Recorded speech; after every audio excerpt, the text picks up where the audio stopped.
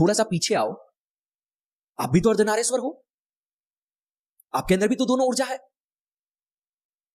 ये कहानी अगर आपके अंदर रच जाए, जैसा बाहर हुआ, यहां से शुरू होता है काम वासना से समाधि तक पहुंचने का सफर।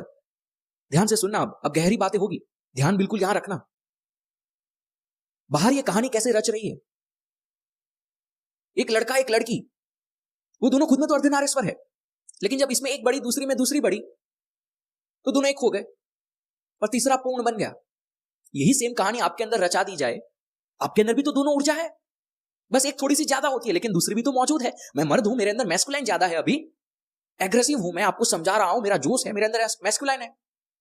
लेकिन अगर मेरे साथ कुछ दुखी होता है, तुरंत फेमिनाइन बढ़ेगी, मैस्कुलाइन बैठ जाएगी, तो दोनों तो मेरे अंदर है ही।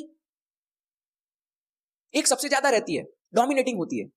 हम सब में ऐसा ही होता है ना, कोई एक ज्यादा काम कर रही होती है, दूसरी थोड़ी थोड़ी कभी कभी काम करती है। मर्द हमेशा एग्रेसिव होता है, कभी कभी वो मर्द को दर्द हो जाता है। महिला हमेशा थोड़ी सहमी सहमी रहती है, कई बार उसके हक की बात आ जाए वो लड़ती है। तो आपके अंदर दोनों है ही, दूसरी बैठी हुई है, एक बढ़ गई बहुत। ये सेम कहानी अंदर रचा दो, इसका अंदर ही संगम करा दो दूसरी जो बैठी हुई है उसके साथ। जैसा बाहर एक नया अर्धनारेश्वर बन रहा है, वैसा एक नया जन्म आपके अंदर होगा, एक नया स्वरूप आपके अंदर बनेगा। इसी को समाधि कहते हैं, आधे में समा जाना। बाहर जब शारीरिक संबंध बनते हैं वो भी समाधि ही है।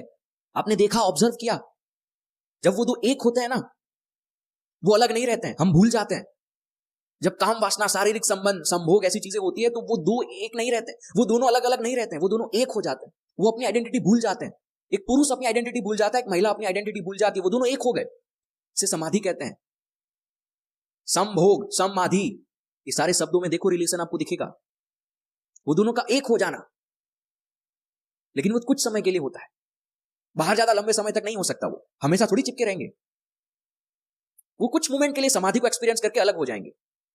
देखा आपने, उस समय समाधि एक्सपीरियंस होती है, वो जो एहसास होता है, ऑर्गेज्म, उसे समाधि कहते हैं। अंग्रेजों ने उसको ऑर्गेज्म कहा। तब आप अपने आप को भूल जाते हैं, आप कुछ और बन जाते हैं, लेकिन वो कुछ पल के लिए मटेरियल लाइफ में। लेकिन स्पिरिचुअल लाइफ में अगर ये कहानी रचा दो, तो वो कुछ पल के लिए नहीं, हमेशा के लिए। क्योंकि अंदर ही एक जन्म हो जाएगा आपका, दूसरा जन्म। मैंने कहा था एक ऐसा स्वरूप बन जाओगे जो कलयुग की माया भी बाल माता नहीं कर पाएगी।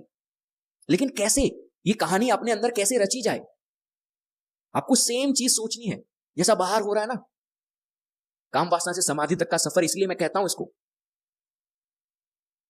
क्या हो रहा है बाहर,